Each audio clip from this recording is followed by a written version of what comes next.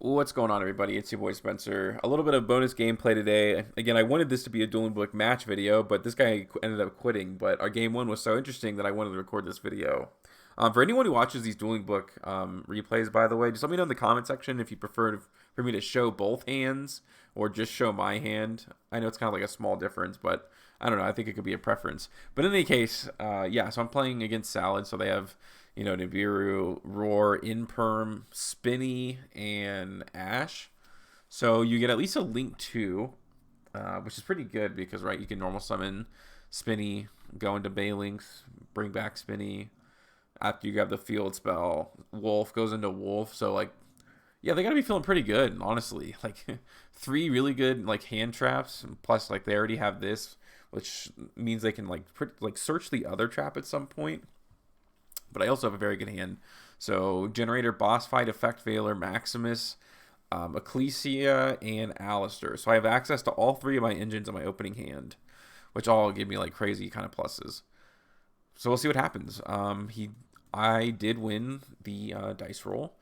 So he does Ash, Alistair, and I can do this. That means I can go for Ecclesia. Ecclesia can special summon. I'm going to go ahead and activate. A little bit of connection problem there. So they say that's fine, which is pretty interesting. Like, what are you holding the imperm for at that point? I don't know. But Maximus, and then I'm going to go ahead and activate the effect. And then on summon Nibiru. So obviously Maximus doesn't go through. I guess that's probably why. Oh, yeah, that's why they kept the imperm, I was going to say. Although, no, it's true. Why not Imperm Ecclesia? I don't know why you let me get that card. But okay. Token ends up being pretty big. So 4,000 attack, 4,500 defense. Maximus has a 3k defense, which is really cool. It's kind of hard to beat over, right? So he's going to have to find a way to do that. As far as I know for Salamangreats, like their only real way is access code talker. So if I can prevent access code talker from coming out on the board, like I don't think he's going to be able to get rid of this, which is a big problem for him. And then like effect failure, yeah, like for transcode talker, I just go ahead and hit him with that. And there we go. So he's going to draw a card. That's fine. I will go for Har. Kind of weird to have this like random token that I can't tribute. But it is a big body, I suppose. And there we go. I do have an Omni Negate. And luckily he can't just go to the battle phase and get over this. Like that's why Har is like such a good card. Because it's just a huge bungus on the board. So Foxy, and he gets Spinny. So 3 Spinny in his opening hand. Pretty hilarious. And he's going to have to discard. I think he ended up shuffling it, and I didn't catch it. I didn't think about it. Which is fine. It didn't end up mattering. But effect failure there. And that's, like, I always negate the effective Balinks, like 100% of the time. Spinny can go ahead and special summon back. And then we go ahead and go into Sunlight Wolf. So that's pretty much it. He's going to get in for some damage because these tokens have to be in attack position. And he sets 2. So Roar and Imperm. So he does have an Omni Negate technically, but actually what I was thinking, like I thought, okay, if he does have Roar, which he did, this is pretty much what I was playing around. Because I was like, what are they setting in their back row? Like, there's only, like, so many things that Salamangreats play, like, trap-wise, right? So I figured it wasn't, like, I thought it could have maybe been, like, TC Boot. I think I've seen them play that before.